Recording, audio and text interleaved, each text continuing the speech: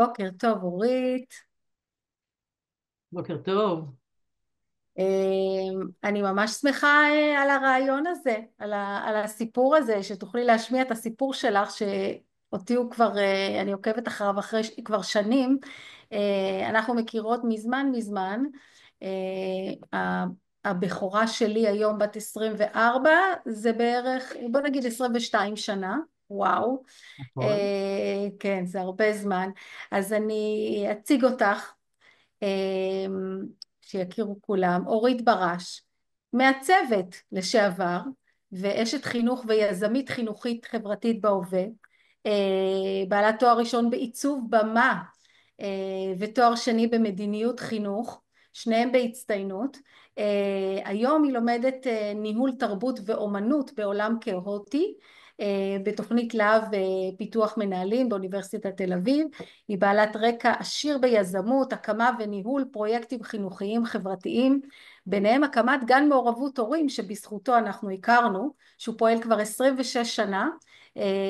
יש לה גם שותפות בהקמה וניהול של בית ספר יסודי ציבורי אנתרופוסופי, והקמת מערך מתנדבים ומרחב חינוכי בכפר המכבייה ברמת גן עם פרוץ מלחמת חרבות ברזל. על הפרויקט הזה האחרון היא קיבלה גם את אות ראש העיר ברמת גן להתנדבות במלחמת חרבות ברזל. אז אורית, מה הסיפור שלך? אז אני אורית, אני מרמת גן, נשואה ואימא לשלושה ילדים בוגרים, ואני חיה חינוך, אומנות, אסתטיקה, קיימות. מאז שאני זוכרת את עצמי הייתי מחוברת לעיצוב, לאומנות, זאת הייתה ההתחלה שלי. למדתי בטל מעלין במגמת אומנות פלסטית, עשיתי תואר ראשון בעיצוב במה, פתחתי סטודיו לעיצוב שמלות כלה ובגדי ערב ותלבושות לתיאטרון, והייתי משוכנעת שזה יהיה מרכז החיים שלי. אבל כשבני הבכור נולד, התהפכו החיים. והפתעה, וכך קרה שהעיצוב שהיה מרכז חיי עד לאותו רגע, זז הצידה, נדחק הצידה, וכאילו התמקדתי בפלא הזה ובישות הנפלאה הזאת שנכנסה לחיי. והייתי צריכה לגבש לעצמי זהות חדשה שני תחומים שלא הכרתי, גם כאימא וגם כמחנכת. התחלתי ללמוד, לחקור, לקרוא על שיטות חינוך, והתמסרתי לגידול שלו בשנים הראשונות. ככה לקראת גיל שנתיים הבנתי שצריך כבר להתחיל לחשוב על איזושהי מסגרת חינוכית מתאימה. בדקתי גני ילדים בסביבה, דיברתי, התייעצתי, ולא מצאתי. לא מצאתי משהו שיענה על הרצון שלי להיות שותפה ומעורבת בחינוך שלו באופן מלא. ואחרי חיפושים רבים הבנתי שאם אני רוצה מסגרת כזאת, אז אני צריכה להקים אותה. וכך עשיתי. ואז במקביל לעבודה שלי כמעצבת, יזמתי והקמתי את אחד מגני מעורבות ההורים הראשונים שקמו, והובלתי את הניהול שלו בהתנדבות במשך כעשור, לאורך כל התקופה שילדיי היו בגן, ושם באמת הכרנו. כפי שהזכרת, אני גאה בכך שהגן עובד כבר 26 שנה, וגם הייתה לי הזכות לפגוש ילדים בוגרים, בוגרי הגן, במסגרות חינוכיות אחרות שעבדתי בהן.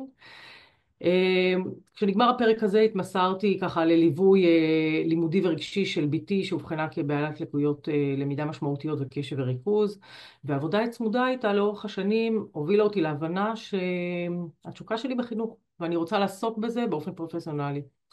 פניתי ללימודי תואר שני במדיניות חינוך, ובסיום התואר הצטרפתי לצוות הקמה וניהול של בית ספר יסודי צומח, אנתרופוסופי, שקם ביוזמה של קבוצת הורים. והחיבור להורים היה טבעי, כי ראיתי בשותפות ובהקמה, בניהול, המשך ישיר לגן שהקמתי. בבית ספר באמת ניהלתי את מערך הפרויקטים, תפעול, אדמיניסטרציה, הבאתי לידי ביטוי את החיבור שלי לאומנות, הצבתי את החללים בהתאם לתפיסה החינוכית, הובלתי פרויקטים פדגוגיים שעסקו בחשיפה למוזיקה קלאסית, באחריות סביבתית ועוד פרויקטים. וההורים היו ככה שותפים משמעותיים בבנייתו והתפתחותו של בית הספר, מה שיצר גם קשרים חמים לצד אתגרים ומשברים, שכל אחד מהם היה שיעור מאוד משמעותי עבורי. 6 שנים הייתי בבית ספר האנתרופוסופי, ולאחר מכן עברתי לבית ספר גדול, אינטגרטיבי, ותיק. שם ניהלתי לימודי העשרה, מערך תומך שכלל סייעות, בנות שירות, והובלתי פרויקט מחויבות אישית ותרומה לקהילה של שכבת ז'. זה בעצם היה מעין מעבר מהקמת מסגרות חינוכיות קטנות בעלות אוכלוסייה הומוגנית למערכת ותיקה, גדולה והטרוגנית, וזה היווה קפיצת מדרגה מקצועית ומשמעותית עבורי. ואז עוד לא ידעתי, אבל בדיעבד הסתבר שאבני הדרך בהתפתחות המקצועית שלי הכינו אותי להקמת אחד הפרויקטים המרגשים והמשמעותיים ביותר בחיי. ב7 באוקטובר נפלו עלינו השמיים, חמאס פלשו ליישובי עוטף עזה, והחיים השתנו. למחרת אותו יום שמעתי שהגיעו לכפר המכבייה ברמת גן משפחות מיישובי העוטף, והחלטתי להגיע לראות במה ניתן לעזור. אה, הגעתי למקום, ומה שראיתי היה כאוס. ראיתי עשרות מבוגרים מסתובבים עם מבט של אימה בעיניים, צוות מלון שלא היה ערוך להגעה ההמונית הזאת, וכולם היו תחת הלם האירועים.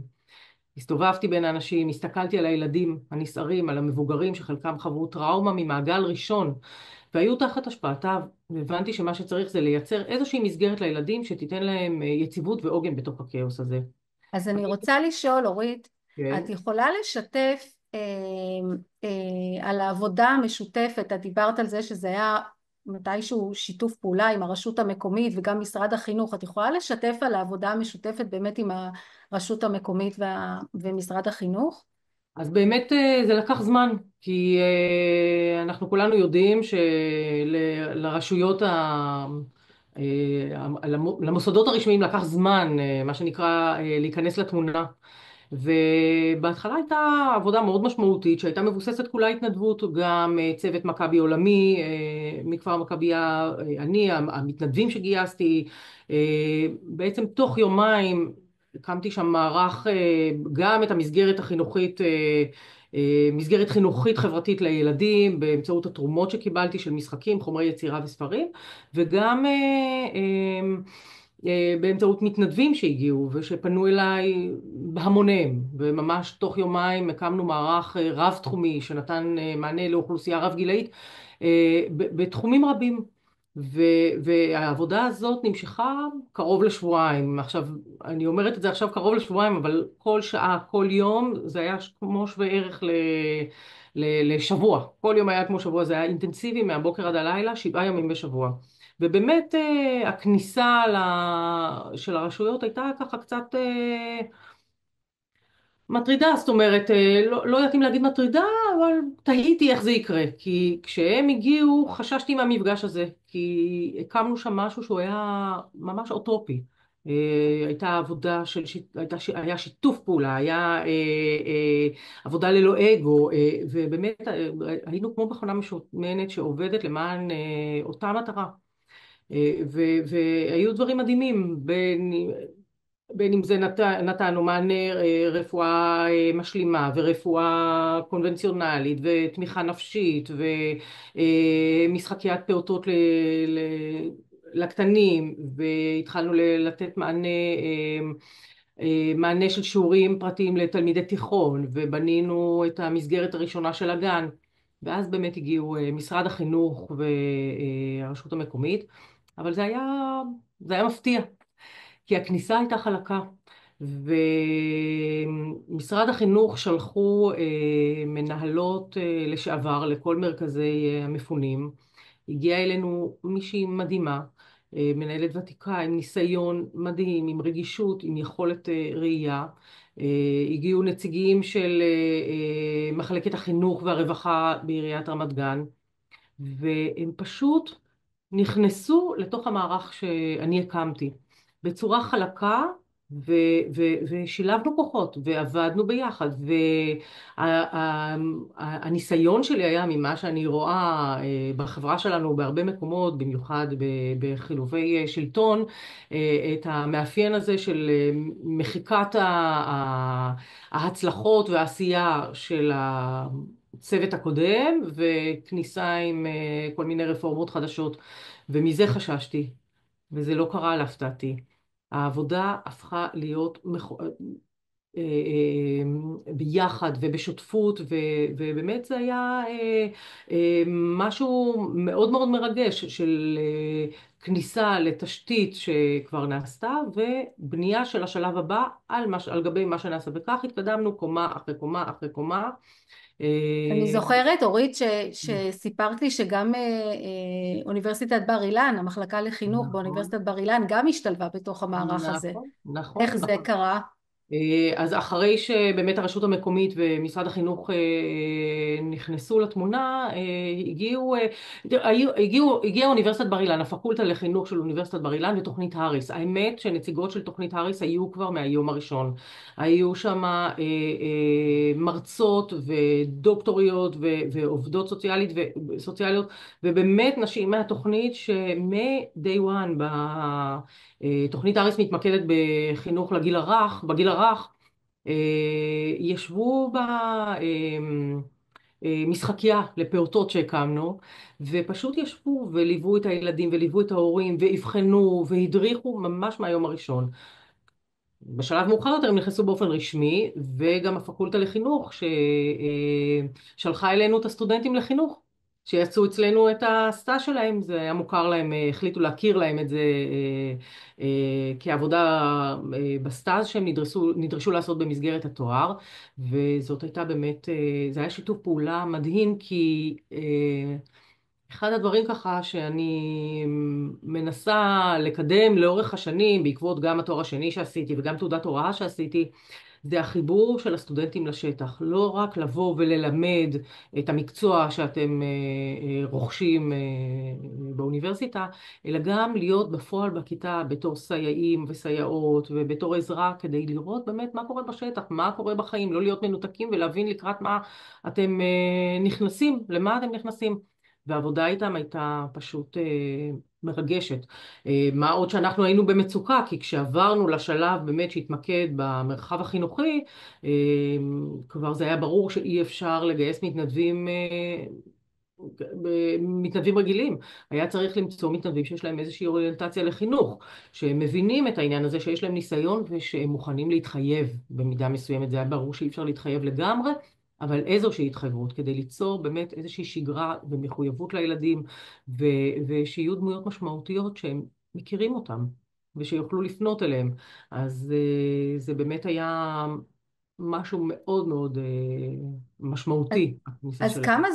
כמה זמן סך הכל פעל המערך הזה? המערך הזה פעל כמה חודשים, זאת אומרת, אני הייתי שותפה ממש עמוק בתוך העניין הזה בסביבות 4 חודשים, משהו כזה, כיוון שהחלק שאני הייתי אחראית עליו בבית ספר, שיעורי העשרה, לקח זמן עד שהוא חזר לפעולה, אז כל התקופה הזאת אני הייתי שם. בהמשך כשחזרנו לפעול אז הגעתי רק בצהריים, ואחר כך עוד לקח עוד איזה כמה חודשים נוספים, מה שהתחילו כבר נכנסו לתמונה תקומה וגם כן כל מיני החלטות ממשלתיות, והתחילו ככה לפזר את וואו. המתחם הזה, אבל זה כמה חודשים שהם היו כל כך אינטנסיביים, הם כאילו וכל שנה. כך חשובים ומשמעותיים בחיים של האנשים שפונו, פשוט זה היה מדהים, אני ראיתי את זה מבחוץ, לראות איך המערך הזה פשוט התחיל לפעול תוך כמה ימים, תוך שבוע כבר עבד שם מערך. אני זוכרת שהבנות שלי באו להתנדב. אז אני רוצה לשאול אותך, מה בעצם לקחת מהקמת מערך המתנדבים מהמרחב החינוכי בכפר המכבייה? כאילו מה היה משמעותי ואיזה שהן תובנות לעתיד שחשבת שלקחת משם? אז אני רוצה להגיד שמבחינתי זה ממש מודל לחיקוי. אחד הדברים שאני אמרתי בכמה פגישות שהיינו שם וגם לקראת שנפרדנו, שאנחנו כאנשי חינוך צריכים לקחת את המודל הזה שיצרנו ולהביא אותו איתנו החוצה לעולם האמיתי. כי העבודה שם הייתה באמת כמו, כאילו יצרנו איזשהו עולם אוטופי. עבודה של, קודם כל לגלות שיש לנו כוחות. לגלות שיש לנו כוחות, לקחת את הפרואקטיביות שלנו, היכולת לזהות צרכים, לתכלל אותם ביחד עם המשאבים שעמדו לרשותנו, ולעבוד ביחד בלי אגו. לעבוד ביחד כולם למען מטרה משותפת, ובלי להכניס אגו בעניין הזה. וגם העבודה הזאת תוך כדי תנועה לעשות. אז כל פעם עולים צרכים חדשים, פתאום מגלים דברים חדשים, פתאום מתקלים באתגרים חדשים. לדעת לעשות את השינויים האלה ואת מה שנקרא אג'יליות, את הגמישות הזאת, את הגמישות הזאת, תוך כדי את תנועה. יכולה, את יכול, אורית, את יכולה לתת איזושהי דוגמה לאיזשהו צורך שפתאום עלה, שלא חשבתם עליו קודם והייתם צריכים למצוא לו פתרון? כן, בהחלט, אני יכולה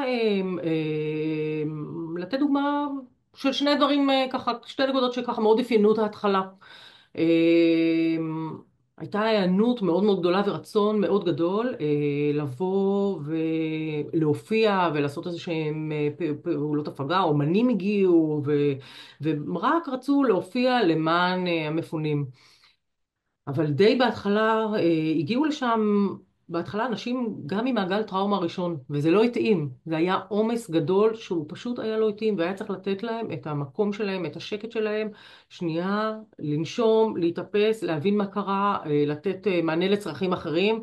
ו, והכמויות ההופעות שהגיעו, שגם לא היו מותאמות, היו באמת אדירות. ומהר מאוד ככה עצרתי את זה. אה, ו, ו, ודיברתי גם עם צוות כפר מכביה והתחלנו למנן את הדבר הזה. ואחד הדברים שגם ביקשתי שנעשה וממש התעקשתי עליו, שכל ההופעות שמגיעות יעברו דרך הצוות שנתן מענה רגשי, כדי שבאמת הם יוכלו לראות מה מותאם ומה לא מותאם. באמת היה רצון טוב, אבל הכמות הייתה אדירה, ואתה צריך להבין שאתה נמצא שם כדי לתת מענה לצרכים של המפונים ולא לצרכים של המתנדבים ושל אלה שרוצים לתרום. ומי הצורך שלו קודם ואיזה צורך עומד במרכז, ואת זה היה צריך לעצור. ובשלב הבא שכבר התחלנו למנן ובנינו כבר את המרחב החינוכי והוא כבר קיבל איזושהי סדירות של שעות, היה קשה מאוד לפתות את הילדים להגיע, אם יש הופעות ואם יש כל מיני פעילויות. אז גם את זה הגדרנו. עצרנו את כל הפעילויות בשעות הלימודים, וכדי שלא יהיו הסחות דעת. בהקשר הזה, גם הרצון של לבוא ולחלק מתנות ולחלק ממתקים ומשחקים, זאת הייתה הצפה באמת מוגזמת שהזיקה, וגם עם זה נאלצנו להתמודד. זה היה קצת יותר קשה, כי היה קושי לעצור את כניסת האנשים לכפר מכביה. זה לא מקום סגור, בסך הכל זה מקום פתוח, אבל, אבל גם עם זה נאלצנו להתמודד, עם העצירה הזאת והמינון של הדברים, ולשים את האנשים שנמצאים שם במרכז, ולא את מי שבא לתרום. אותי מאוד מעניין לשאול אותך על בני הנוער, כי הילדים הקטנים עם ההורים צמודים אליהם, ואני זוכרת שהיה שיח המון על בני הנוער, ואיך לתת להם מענה ולצרכים שלהם. היה אפילו דיברו על זה בתקשורת. אז איך פעלתם עם בני הנוער? אז באמת בני הנוער זו הייתה נקודה מאוד מורכבת. כי עם הקטנים, כמו שאמרת, אוספים אותם, זה גן, מארגנים, עושים משחקים אטרקטיביים, זה מאוד נחמד. אבל עם בני נוער זה היה מאוד מאוד מורכב. זה התחיל, האמת, די מהר, באופן מפתיע של בחור שהגיע אלינו ואמר שהוא לפני בגרויות והוא צריך ללמוד, ובדיוק הגיע מורה שרצה ללמד, והתחלנו ככה לתת מענה של שיעורים פרטיים למי שפנה אלינו. אבל כשהקמנו את המערך בצורה מוסדרת והקמנו גם שכבת גיל של תיכון, ראינו שקשה מאוד לגייס אותם. אלה ילדים שבאופן טבעי קמים מאוחר, הולכים לישון מאוחר, ובמצב שנוצר שם זה היה עוד יותר מוקצן הסיטואציה הזאת. והם או היו בחדרים או לא רצו לצאת, או באיזשהם מקומות נסתרים ישבו בינם לבין עצמם, והיה מאוד מאוד קשה לגייס אותם. בשלב ראשון ככה ניסינו למפות כמה בני נוער נמצאים לנו ובאיזה גילאים, וליצור קשר עם מסגרות החינוך שלהם בערים שלהם. אחר כך ככה פעלנו לגיוס, להקמה של איזשהו מרכז צעירים שייתן להם מענה ויפעל בשעות אחר הצהריים. זה כמובן היה בשיתוף עם העירייה. נעשו הרבה הרבה פעולות, אבל אני חייבת להגיד שבאמת בני הנוער זאת הייתה הנקודה המורכבת יותר והקשה יותר לפיצוח. היה מורכב, וגם בנינו להם, בעזרת תרומות, בנינו להם מועדון נוער מדהים, שמובזר. באמת לא ראיתי כאלה מועדונים במקומות אחרים, והיו גילויי ונדליזם ואלימות וכל מיני דברים כאלה שהיינו צריכים לתת להם מענה. זו באמת הייתה נקודה מורכבת, בני הנוער, וקשוח. ומאוד, מאוד מאוד מאוד מאוד. מאוד קשוח.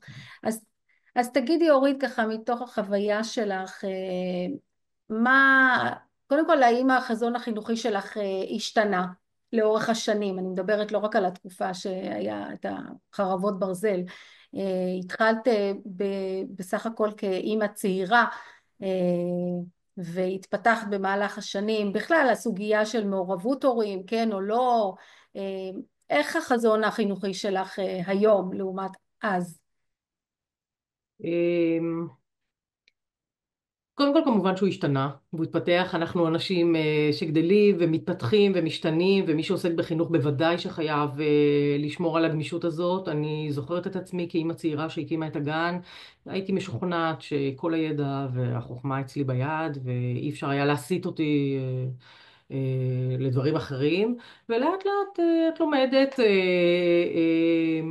שיש דברים חדשים, שיש שיטות חדשות, שיש אנשים שיש להם מה להגיד, ויש לך ממי ללמוד ומה ללמוד, ובאמת אני גיליתי כמה חשוב להיות גמיש ועם ראש פתוח,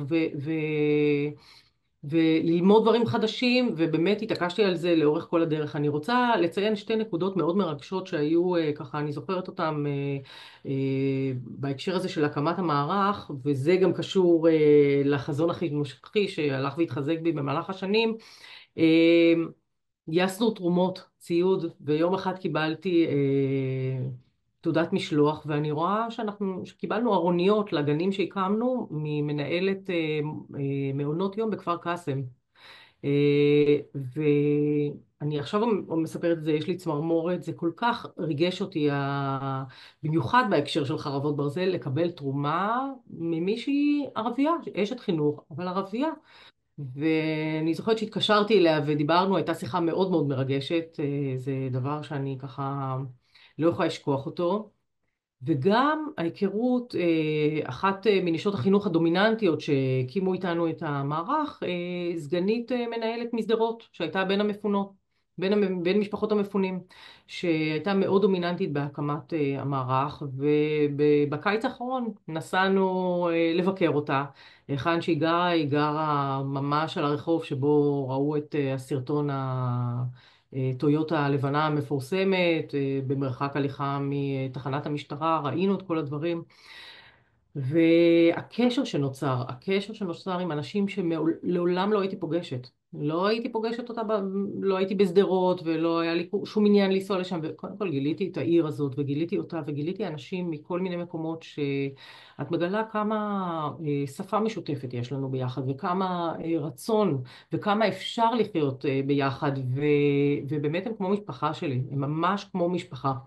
וזה חלק מהדברים המשמעותיים שככה בונים את החזון החינוכי שלי, שככה מאוד משמעותי בשנים האחרונות. זה החיים המשותפים, ההכלה, הערבות ההדדית, הפלורליזם, יש מקום לכולם, אנחנו יכולים לחיות ביחד, אנחנו יכולים. אנחנו רק צריכים לעבור את המכשולים, אנחנו בני אדם וכולנו רוצים לחיות טוב ושיהיה טוב לילדים שלנו. וזה דבר שהוא מאוד מאוד אה, התחזק אצלי בשנים האחרונות, מלהיות בתוך המקום שלי והבועה שלי ומה שאני רוצה ליצור לילדים שלי ועם החבורה הצמודה שלי של האנשים שחושבים כמוני, פתאום לפתוח ולגלות אנשים חדשים וואו, אני יכולה לתרום להם, הם יכולים לתרום לי. שוויון הזדמנויות, שזה דבר מאוד משמעותי בתפיסה שלי. אה, אז זה מביא אותי ככה לשאלה האחרונה, שמדברת באמת על מה התוכניות שלך והמבט שלך לעתיד. אז באמת ככה כל השלבים בהתפתחות המקצועית שלי כל פעם מובילים לדבר חדש. שני דברים שאני עובדת עליהם היום ומאוד משמעותיים עבורי, זה חיבור לאומנות בחינוך, אבל לא בהיבט כמי שעבדה בתוך שני בתי ספר, אז אני יודעת איך הדברים נראים מבפנים. אז לא ללכת פעם אחת למוזיאון, או פעם אחת להצגה, או פעם אחת לאירוע אומנותי אחר, אלא באמת כתוכנית ליבה בתוך תוכנית הלימודים. אני חושבת שהחיבור לאומנות הוא פותח, הוא מעשיר, הוא נותן מבט הוליסטי. אה, גם על החיים וגם על עצמנו, הוא מאפשר לנו גם לעלות עם הדמיון ולהתפתח איתו, אבל גם לפתוח את העיניים לדברים חדשים וגם לפתח ראייה ביקורתית, שזה דבר מאוד מאוד משמעותי, זה דבר שאני, מאוד חשוב לי, אני פועלת היום, אני עובדת על איזשהו מיזם שמכניס מוזיקה קלאסית, גם לבתי ספר וגם הייתי רוצה לראות במרחב החינוכי. במרחב הציבורי, סליחה. הייתי רוצה לראות מוזיקה קלאסית, אני חושבת שיש לה תרומה משמעותית להתפתחות של אדם וחברה. והדבר הנוסף זה נושא של קיימות, שגם אליו אני מאוד קשורה לנושא הזה ומאוד מחוברת, והובלתי פרויקטים פדגוגיים שקשורים לזה. זה בעצם, ההגדרה הזאת קיימות היא בעצם מסמנת בעיניי את החיים המשותפים. את המחשבה של מה שאני עושה, איך זה משפיע על האחר, איך מה שהאחר עושה משפיע עליי, ומה אנחנו יכולים לעשות כדי שבאמת נחיה ביחד בצורה הטובה ביותר, שנוכל... אני לא, אני לא אשכח איך גם למתחם של המפונים, את הזמנת את צביקה פלסר, אה, שהוא באמת עילוי, את יכולה לספר את עליו, וכל כל כך התמוגגת מההרכב הזה שהוא הביא איתו לנגן למפונים, זה באמת היה משהו מאוד מיוחד. זאת באמת דוגמה מצוינת על השפעת המוזיקה הקלאסית. צביקה הוא מורה באקדמיה למוזיקה, הוא צ'לן. אה, היום עכשיו הוא מורה, אגב, עכשיו הוא מורה גוליארד, בג'וליארד בניו נכון. יורק, כן. והוא הגיע להתנדב, ובהתחלה אמרתי לו, תשמע, אני צריכה עכשיו אנשים שישבו על הרצפה, על הקרקע ויהיו עם הילדים, והוא אמר, מה שצריך אני אבוא. והוא עשה את זה, ובאיזשהו שלב הוא הביא סטודנטים שלו, והם פשוט ניגנו, עברו בין השכבות הגיל בכיתות וניגנו. עכשיו, אני עשיתי כבר פרויקט כזה, גם בבית ספר אנתרופוסופי. היה שם אחד מההורים, הוא גם כנר ככה מאוד רציני, וגם הוא לא נמצא היום בארץ, רועי שילוח, והוא גם מדי פעם הביא סטודנטים שלו לילדים שהיו במועדונית. פרסתי להם מחצלת ואמרתי שינגנו קצת, לא משנה מה יהיה, 20 דקות, מתי שאפשר שישמעו מוזיקה קלאסית. וגם אז, וגם במקרה עם צביקה, אני בדרך כלל מתרכזת בתגובות של הילדים. מסתכלת איך הילדים מגיבים לאירוע כזה, וראית את הילדים שבאמת הגיעו מעוטף עזה, אני לא יודעת עד כמה הייתה להם חשיפה למוזיקה קלאסית בחיים, כמה הם נפגשו עם הדבר הזה, אבל פתאום לראות את הילדים מתנועים לפי הקצב, או שואלים אותו שאלות, זאת אומרת, יש לו גם יכולת מדהימה לתווך את הדבר הזה לילדים, אבל ושאלו שאלות והתעניינו, ושני הדברים האלה הוכיחו לי כמה זה נדרש וכמה זה חשוב. החיבור הזה עם אומנות קלאסית בכלל, עם מוזיקה קלאסית, שגם היתרון בעיניי של המוזיקה הקלאסית מעבר להרמוניות ולצלילים ולשפה הזאת שצריך ללמוד, זה שאתה לא צריך לראות כלום. אתה יכול לסגור את העיניים ולהיכנס לתוך עצמך ולעוף על כנפי הדמיון ולהרגיש מה זה עושה לך.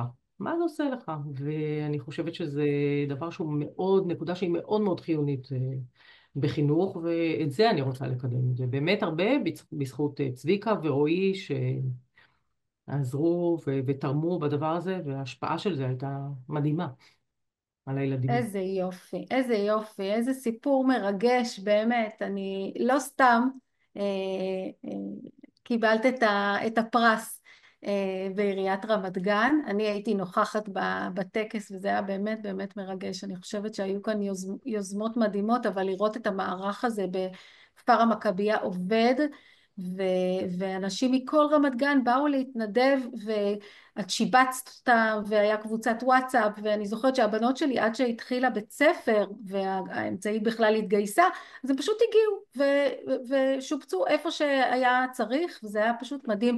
גם נתן באמת למתנדבים חוויה, אני חושבת שהחוויה המשמעותית של לעשות משהו משמעותי ולא סתם לבוא עם עוגות או את יודעת, כמו שפוצצו את המילואימניקים במלא אוכל, אני חושבת שזו הייתה חוויה משמעותית, והם הרגישו, לפחות אני יכולה להגיד על הבנות שלי, שהם הרגישו מאוד משמעותיות ונוצרו שם קשרים, וזה היה מאוד מאוד חשוב. באמת.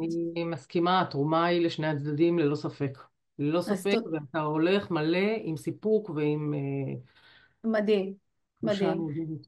אז תודה רבה, אורית, על הסיפור שלך ותודה על העשייה, ומה נאחל לך בהצלחה בחזון ובפרויקטים הבאים שלך. תודה. תודה, תודה רבה ותודה על האירוח.